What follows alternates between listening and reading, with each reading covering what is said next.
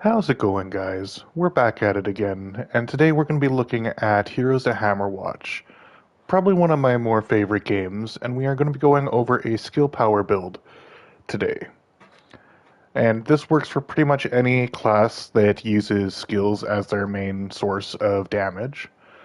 So for our statues, we're going with a combo-oriented build today, and we're going to be going with Wilner, Cedric, and Ozref. Now, it's always better to have faster skills, more damage that gets pumped out with each one. Picking up your mana crystals gives you extra mana regen and resistance, which is against any type of magic damage that enemies do, as well as a percentage of your resistance being added to your skill power, which means more damage. Now, we got the statue set up there. What we're going to want to take a look at is items and potions especially.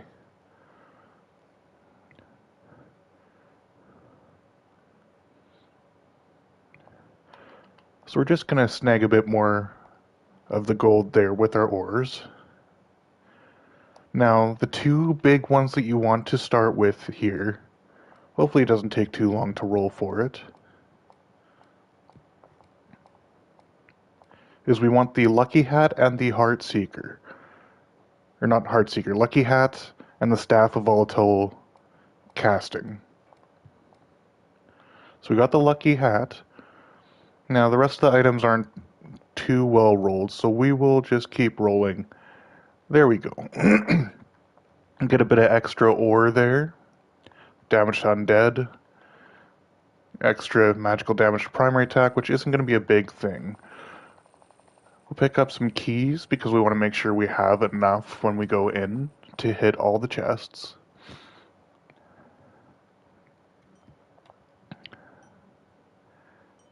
Now we got the Lucky Hat from the merchant, and we're just going to go back down to Staff of Volatile Casting.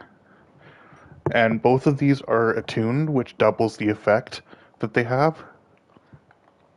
So right now I'm only hitting 31% crit, skill crit.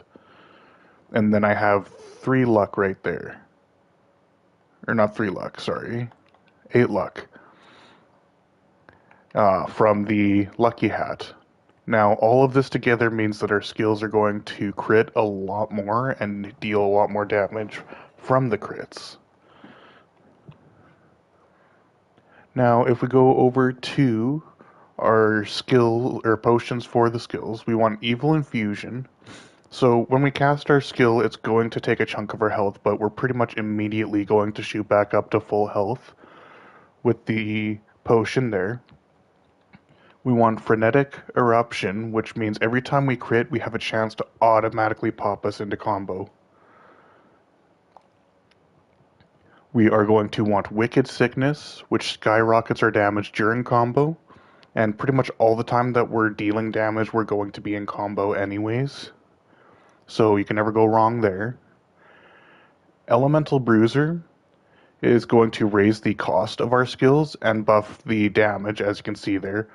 But another way that this works even better is with the increased skill cost, that's going to be an extra percentage of damage dealt with our skills because of the statue. And I'll go over that in a quick second. For our last one, we want the Hairy Magus, which means we get a portion of our mana back when scoring crits, which isn't really a big problem when we're running this regardless, but that extra skill cost is going to further buff our damage.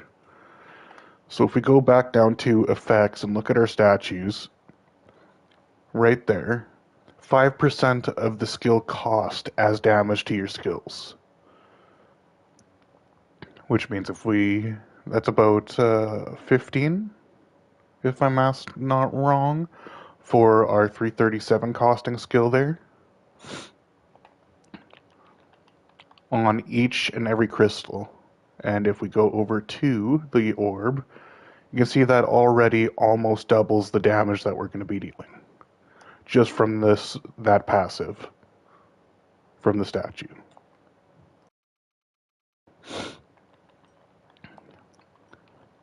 So my regular go-to for a balanced fountain that doesn't cost a whole lot is gentle traps, toppled towers, uh, safe corridors. Essentially, we don't want to deal with as many traps, and we don't want to place ourselves at risk pushing through unneeded traps.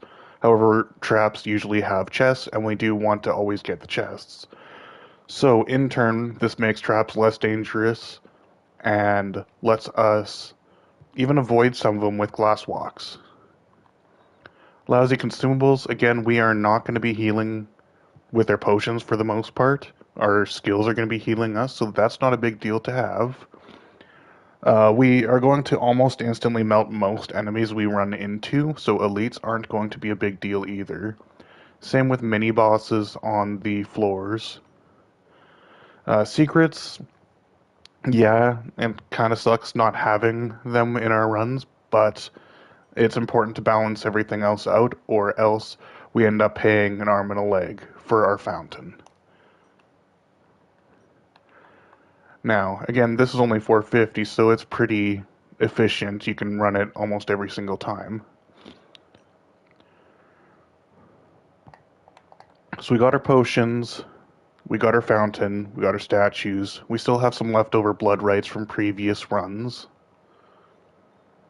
And then, again, we have our starting important two, which is the Lucky Hat and the Staff of Ultil Casting.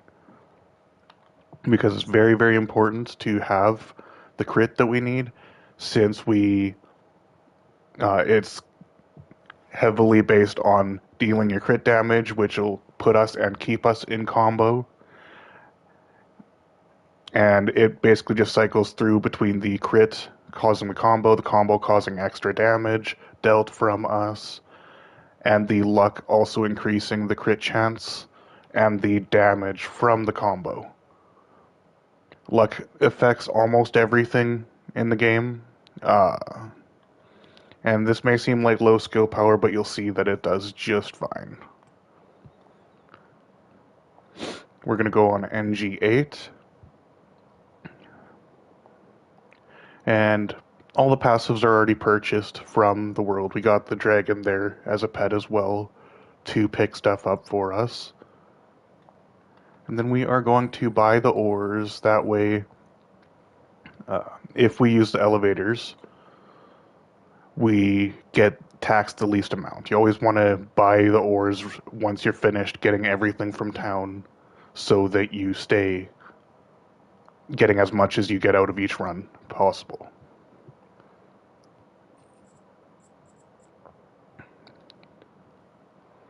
So as I said, you go in, you drop the orb, and you just back right up. You can see that we are back into combo right away. Now, our numbers aren't doing super great right now. Dealing an average of 3 to 8k when in combo, which could be better, but that's where we want to aim for skill power stuff in our runs.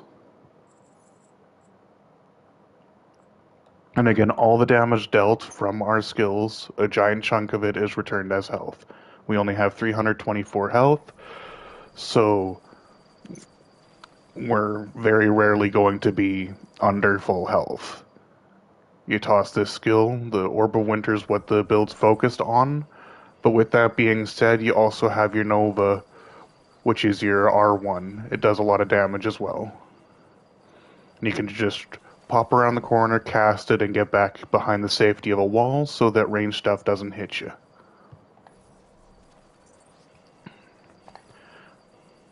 If stuff gets too close, go ahead and just drop a Nova. Or if there's only like one enemy to deal with, then you would generally drop a Nova as well.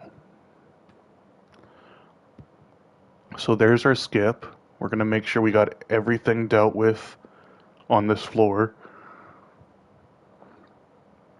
as we don't want to miss any extra bonuses, whether that's chests or we haven't used any potions, but we could also get potions from the wells. Or even just traps. As I said, instead of us having to go through the trap, we can just use this glass walk. Now, sadly, that didn't give us any item, but I mean, we still got a bit of cash slash money from the diamond.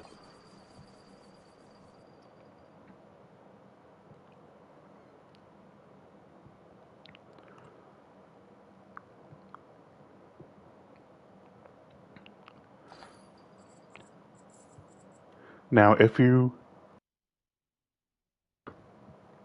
are straight up farming for XP, you'll generally put it on as high of an NG as you can kill on. Do skips all the way until you get to, I think it's the third or fourth stage, where we get the orbs. It's in the archives. And that's simply because those mobs slash enemies deal quite a bit more damage, but also give a lot more XP. And with how we have the build here, we don't ever really have to interact or get close enough to take any damage ever, except for when we are facing bosses.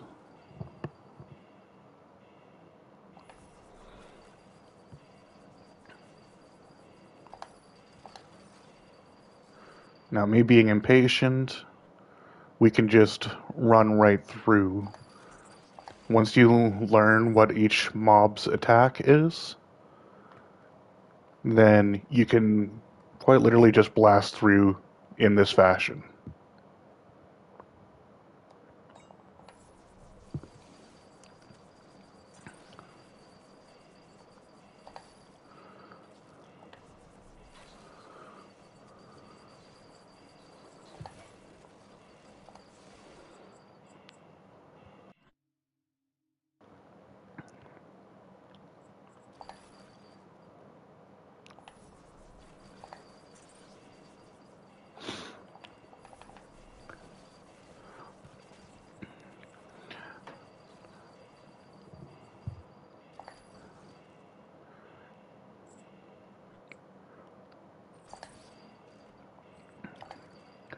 Now, a lot of people say the Paladin is hands down the best class to play on here. Now, in a way, I do agree. You get a full block in front of you, you have your highest starting health pool, but you also have to be really close to deal your damage. And that can come back and bite you in the butt later on.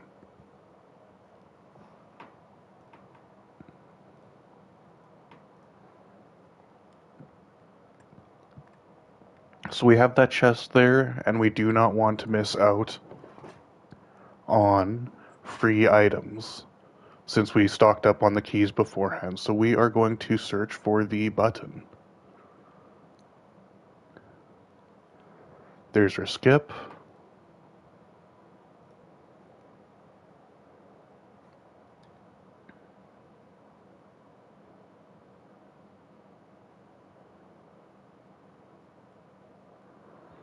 And it just looks like a brown little square.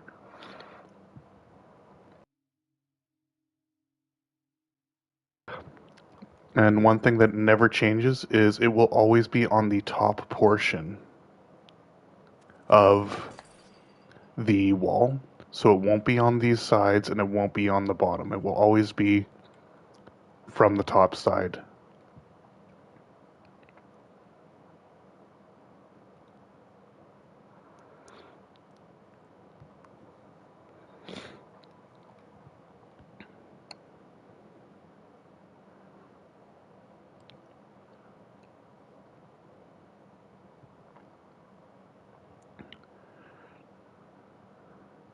Now, normally I would stop and search to the ends of the world, but for time's sake, we will skip that one button and just pop over through to our next skip. Now, as you can see, this build is just coasting through, even on NG8.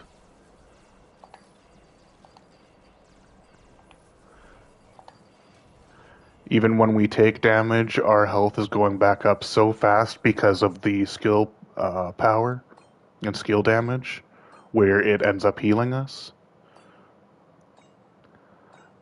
Now, we didn't get very good drops on that, but as I said before, the big two is the two that you start with. You can clear with pretty much next to no items after that.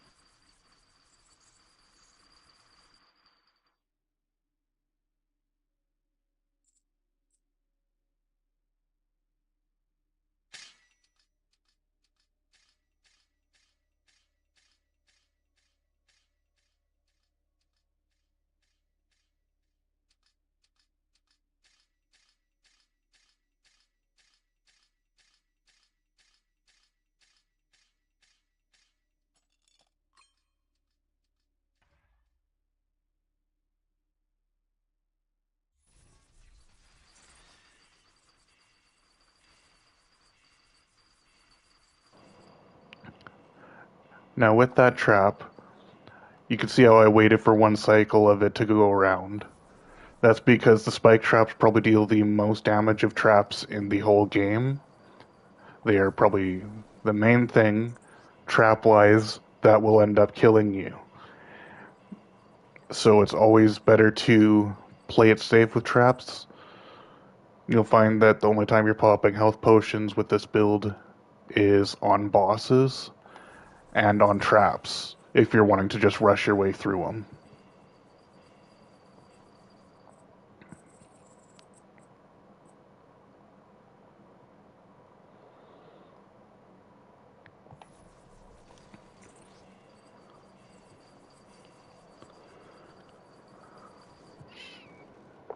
So again, there's our skip.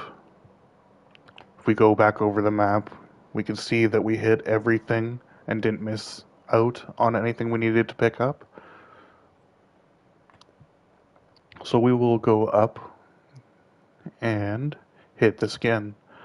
Now, instead of standing right next to it when you drop your orb, you want to get about this distance, give or take, because each of those shards that pop from the orb will ricochet a lot of the time. And you'll just drop the orb from that distance. The orb will go in, bounce off the center, and then bounce out, all the while exploding with the shards. And then just for safety, we will generally go around in a circle around the entire room as we're going through this process to avoid any projectiles.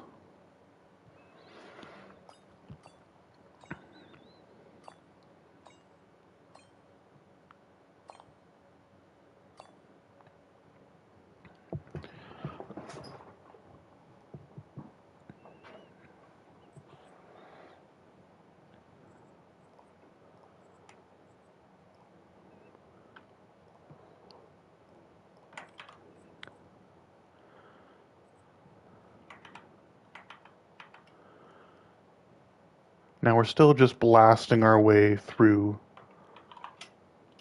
this entire area.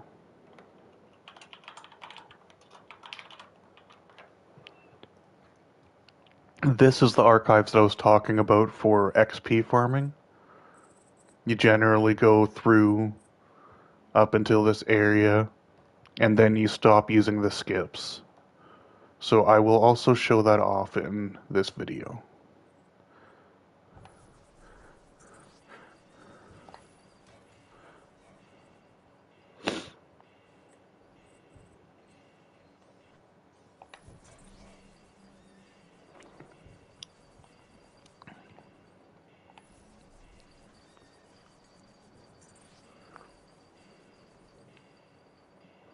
Now we're going to clear out all the stuff that's around this first, because we don't want to be going through the trap with monsters nearby, because you're going to find that your damage on the enemies is the only thing that's killing them. Trap damage, while it will completely ruin your day, barely scratches a lot of the enemies most of the time.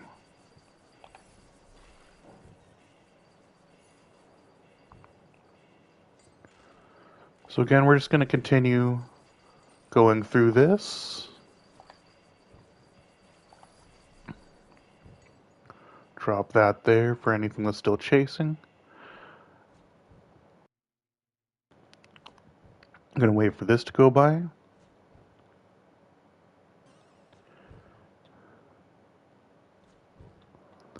And the second that you hit the confusion, your controls on the left stick become inverted.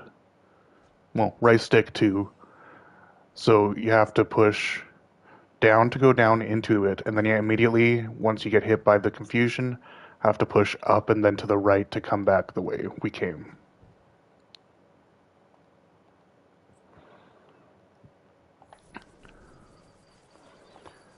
Now, the reason Sork is my favorite class is it is hands down one of the safest. Yeah, you have less health than a lot of other classes, but you don't have to go near the enemies. You can literally just drop your orb and back right up.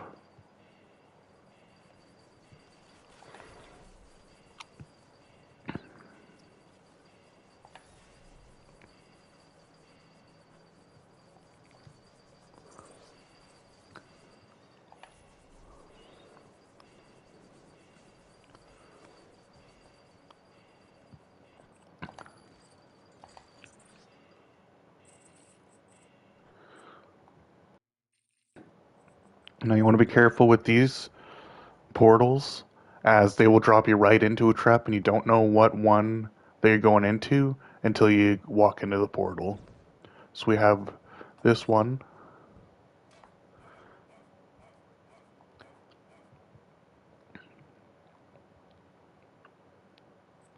And the second that you hit that portal, you have to start, well, you have to be ready to move. It's not always a trap, but quite often it is.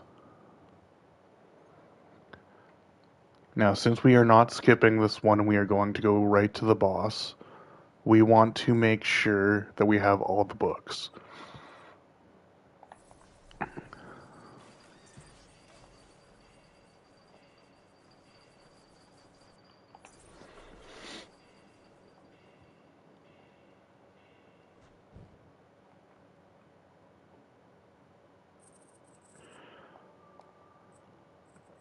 And don't forget your monoliths and stuff too.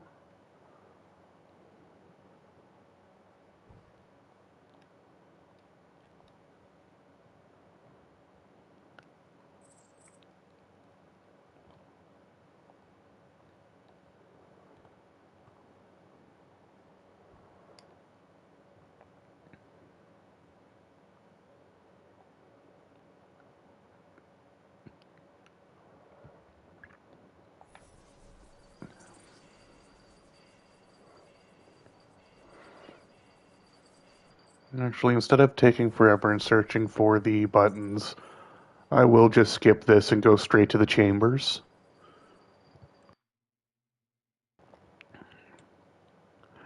In order of the different stages, it's generally 3 to 4 levels of each stage. It goes with the mines, then the prison, uh, then the chambers, or sorry, archives, then the chambers, and then we get to the top where it's almost like a ice storm, Ridgeway Castle type of looking thing. So again, we just drop the orb, and we just continue wrapping around. We go back in, we drop the orb, wait for it to be for cooldown.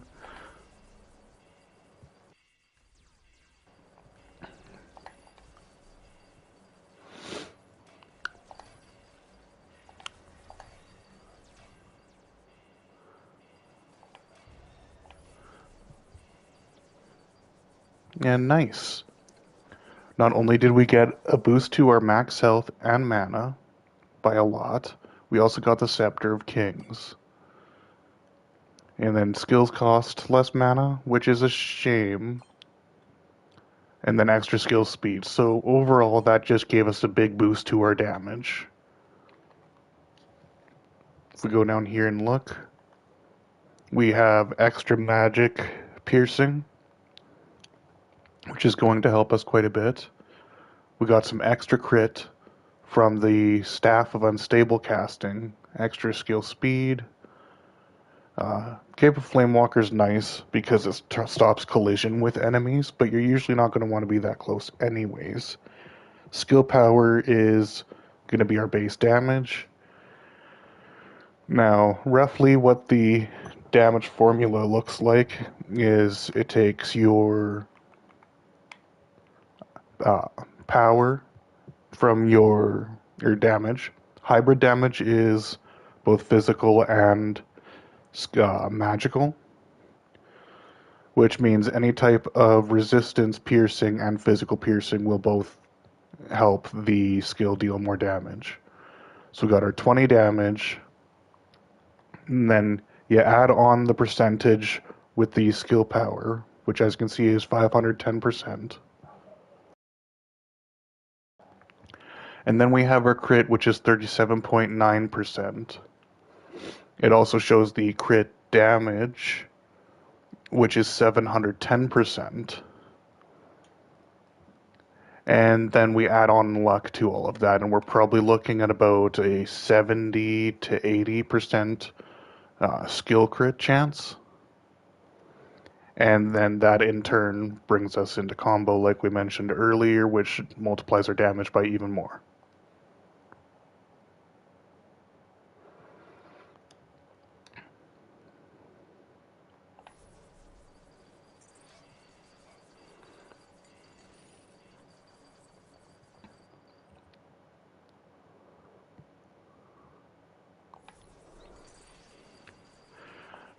And then we got lucky, we got another magic furnace. We weren't able to take advantage of it the first time we saw one. And the further you get, the better stuff you can craft.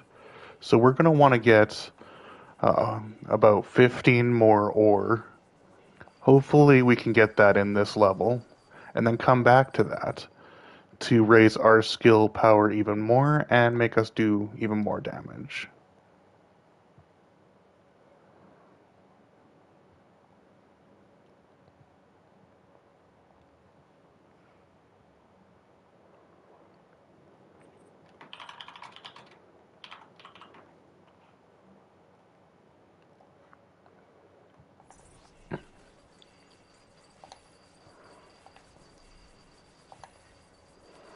And again, I'm on PlayStation, so if anybody ever needs a hand on this game, just drop a comment below with your gamer tag, and I will more than happily shoot you a message and we can set something up.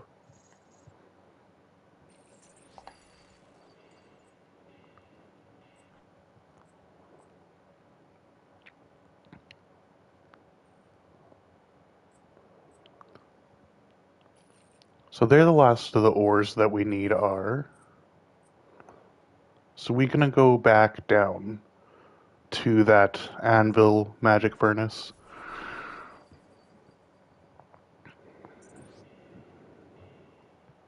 And then I'll also show the before and after stats. So if we go over to skill power, we can see 510% right there for 255. Now, again, we're going a skill power build, so we are going to want the Markham Wand, which gives us +1 skill power per item in the inventory, +2 since it's attuned, and double. So we were at 255, now we're at 347, was 510%, and now we are 694, which is a whole 183%, I believe. And again, since all of the stuff ranging from crits to combo to our base damage all mixed together and multiplied together for what our total damage is, even just changing one number by a sizable amount will skyrocket your damage. At the beginning, I was doing an average of, I think I said 3 to 8k, but it was probably closer to 1500 to 5. And then we also have the extra skill speed now too. And we did lose a chunk of damage from the decreased cost of casting from that one item. But all in all, we're still dealing quite a bit of increased damage.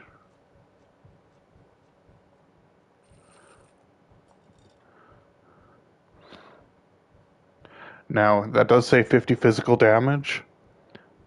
So every time we cast an orb, this is going to get casted too. But all items count as skills. All of them. So if we have a bunch of skill power and skill crit, there's a good chance the items will crit as well, and they will deal increased amounts of damage.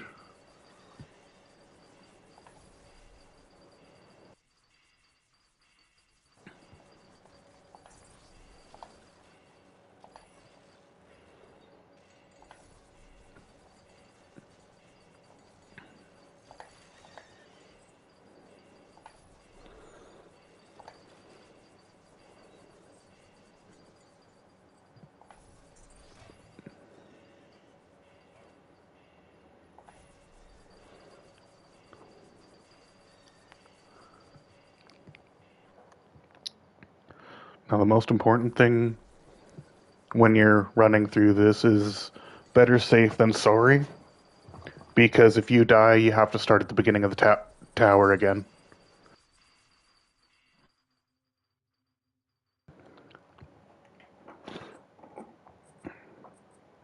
So again, we'll look at the map, see if we missed any spots.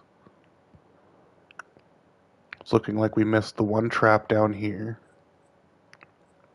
and a little bit of gold.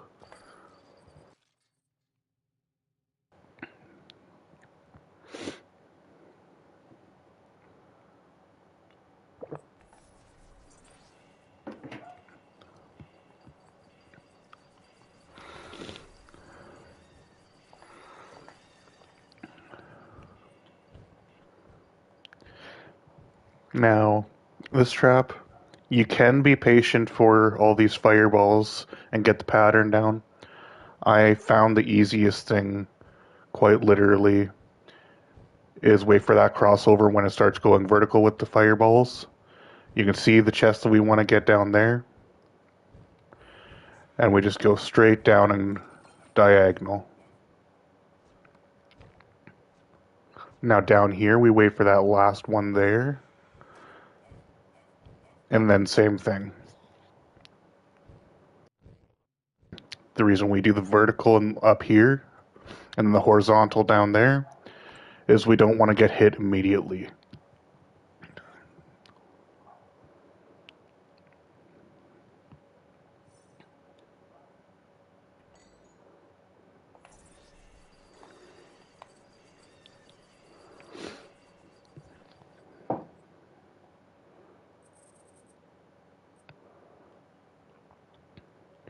Now, I do own a wide collection of games, so if there's something specific that you guys want to watch, just drop a comment on what it is, and I will do my best to make some videos on it.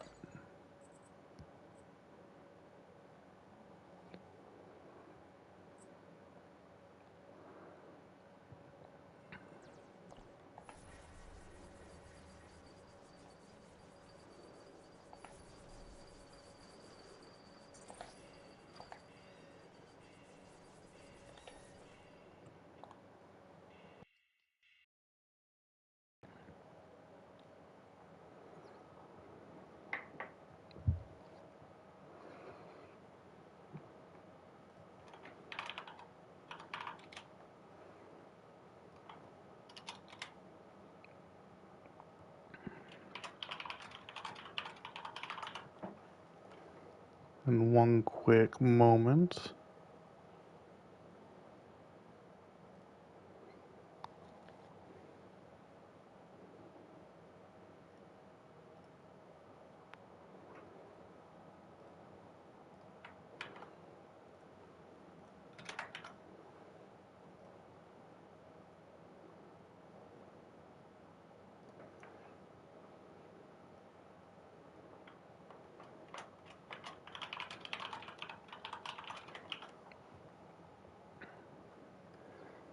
Okay, so we are going to continue. Now, as you can see, just those two hits almost dropped us to half health. The class isn't very tanky. It makes up for it with being able to avoid the bulk of your encounters damage-wise, simply because you drop your orb and then you're free to put some distance between you and anything that might damage you.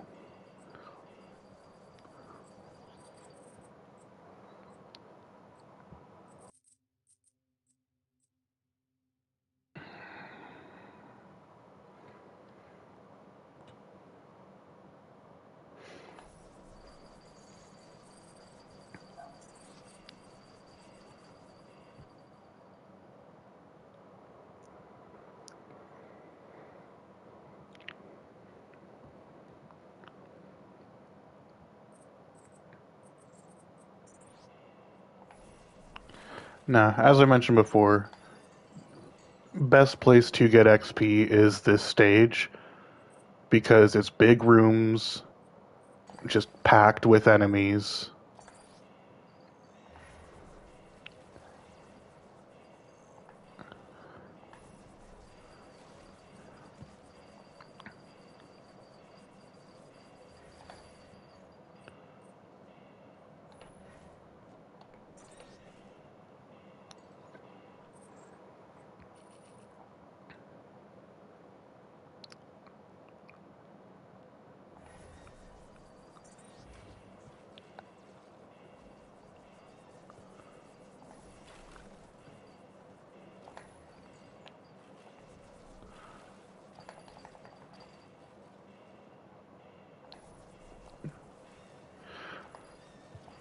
Now, we would normally take things a little bit slower when we're going through and clearing, but honestly, as long as you keep to the circular method, go around the bulk of your enemies, and avoid the attacks, you don't have a whole lot that you need to worry about.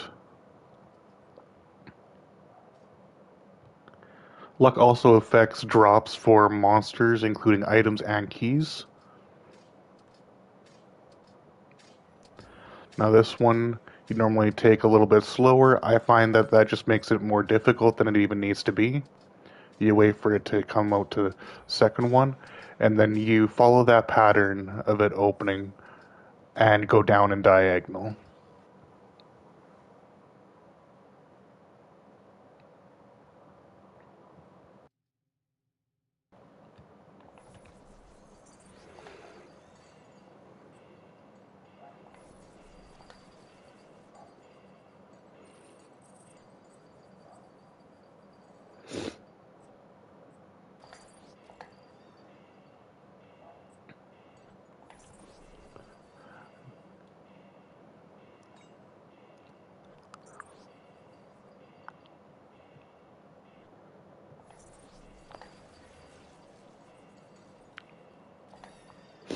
And we've got a shopkeeper here, which means that we'll be able to get another higher tier item. Again, the further you progress in the tower, the better stuff the shopkeepers and the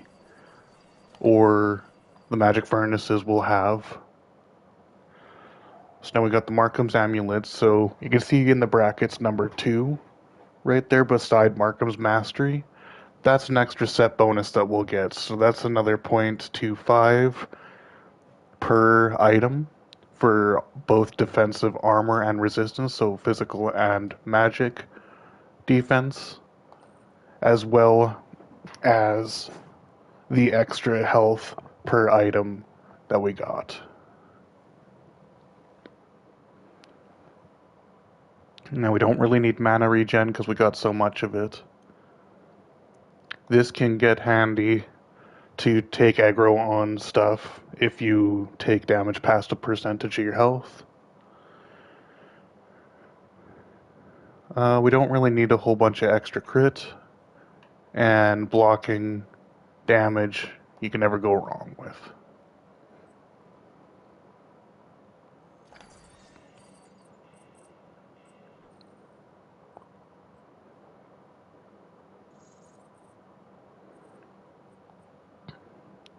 So we've got plenty of gold.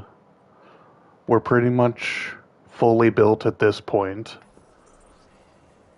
Those Markham's pieces do continue scaling the more items that you get. So if I got it when I only had one item, I'd only start with that one skill point or health that was added on. You get more per piece that you have of equipment. So that's 1, 2, 3, 4, 5, 6, 7, 8, 9, 10, 11, 12, 13. Just for math's sake, we'll say 13 times 4, which is 52, I believe.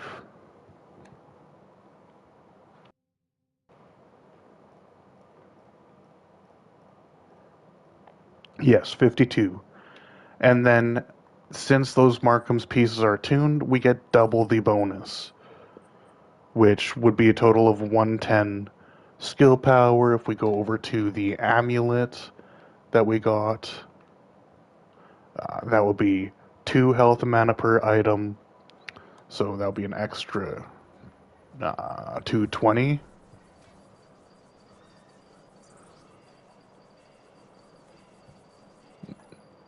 No.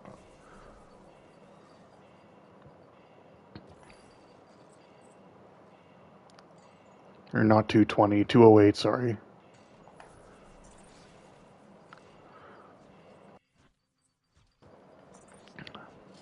Now this trap you do want to be a bit more careful with. You can see just going from right here, this one isn't lighting up.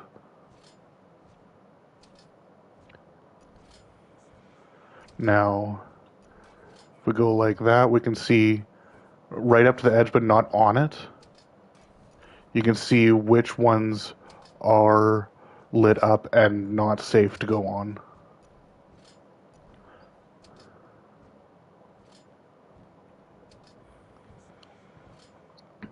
So again, we go up by a bit. We can see this one isn't igniting, so we're good to go straight ahead. And then we will just cross right here.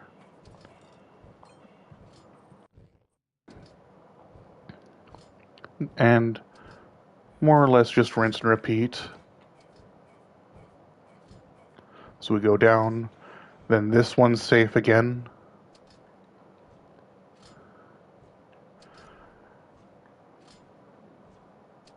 We can see right here, since we're on the corner, that that one isn't lighting up. We can go straight down and we're out and safe.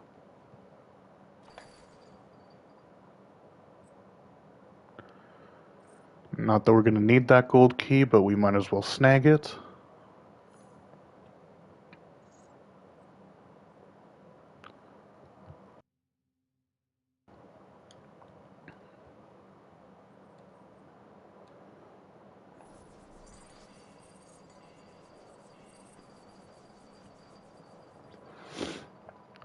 And again, I normally don't deposit anything throughout the entire run, simply unless I really need the ore and coin to purchase items in case this run fails and I die.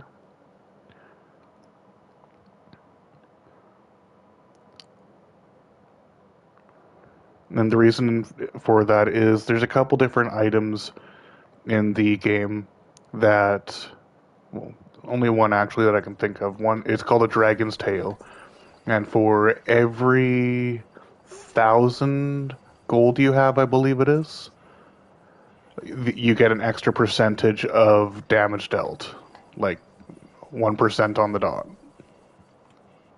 So if you end up getting 100,000 coins, then that's 100% more damage.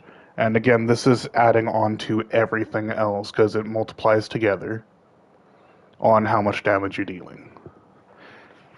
That, and you don't have to worry about getting taxed for what you're putting in. So if you're putting in 42,000 gold, I'm not going to actually go through with it, but of that 42,000, I'd only be getting to keep 28 of it.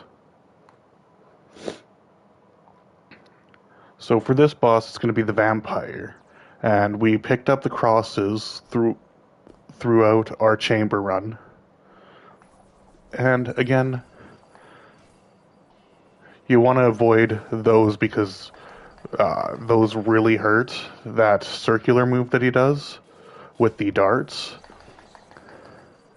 and boom, just like that, we ended up killing him. So I didn't have a chance to show off the extra phase where he goes into the center.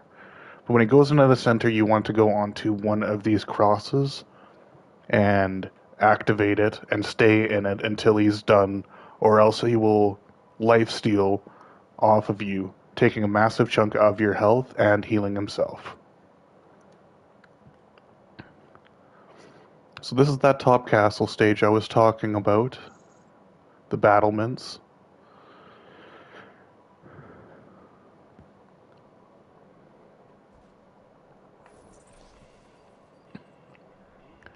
And the biggest danger on this stage is those crossbows.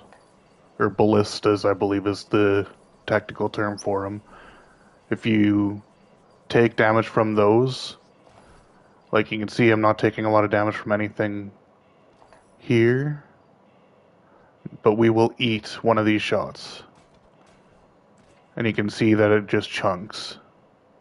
Now, we were fortunate enough to get all the health boosting stuff early on.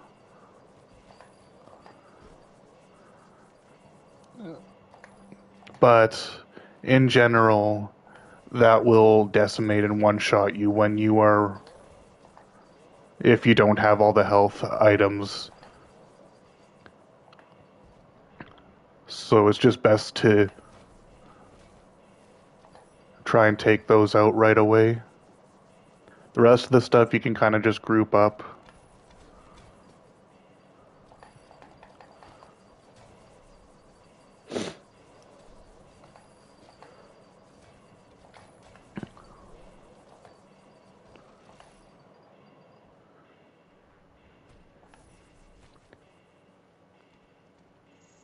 Now we only have 2 potions, so we will grab that.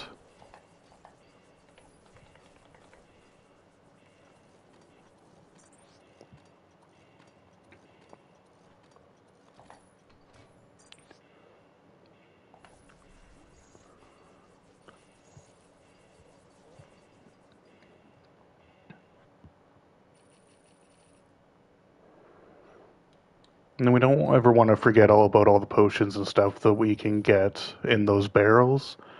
Not only does it unlock new potions for you, if you do not already have it, but it costs a bit to buy each potion if you don't already have a quantity of them. So I picked up a Markham's Moonshine, so instead of me having to pay, we'll say 5,000 gold for it. I don't remember the specific amount, I just remember it's in the thousands. Uh, Instead of you having to pay for each potion, you can just straight up activate it, no gold cost required, but it does use up one of the ones that you have stored.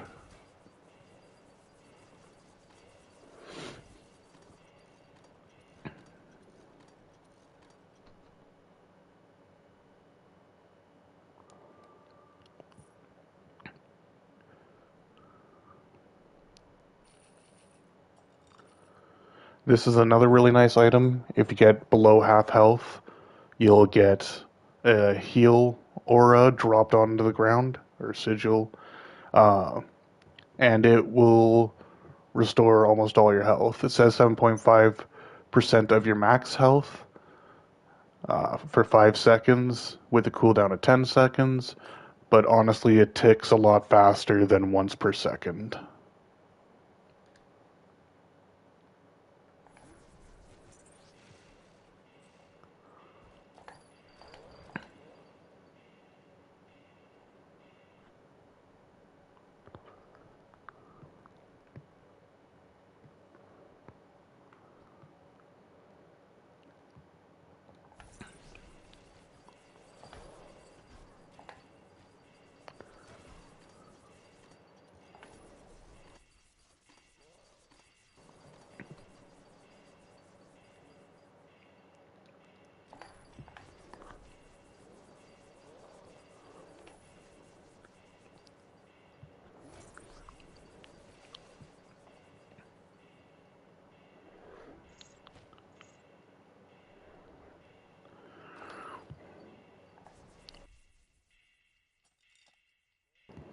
This is going to be pretty nice, especially for the final boss, because he drops a lot of slows.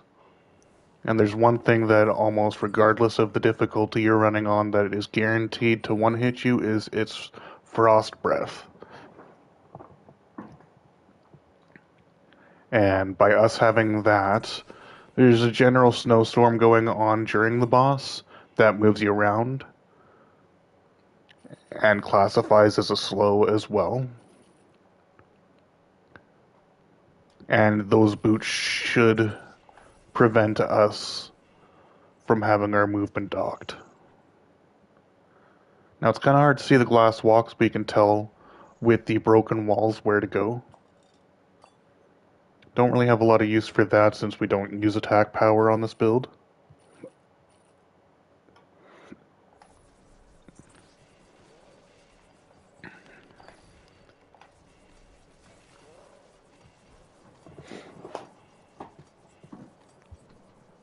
Now, I can continue hunting for everything, but I'm not too concerned about it.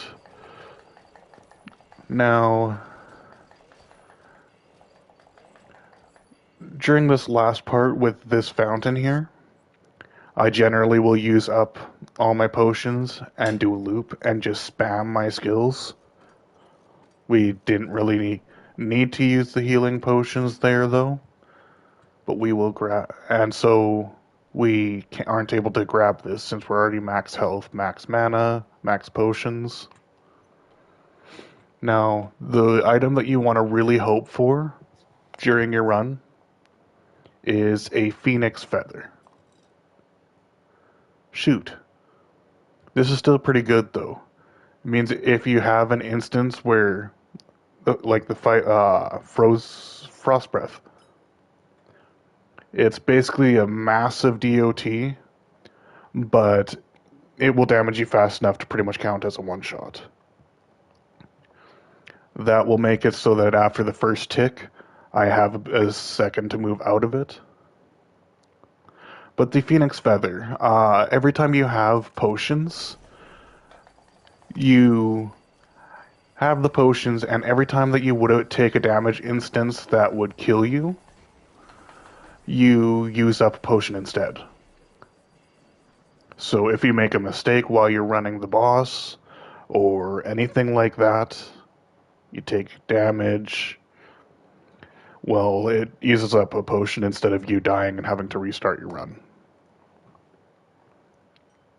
So that was that for this video, and if you enjoyed it, please like and subscribe, and have yourself a wonderful day.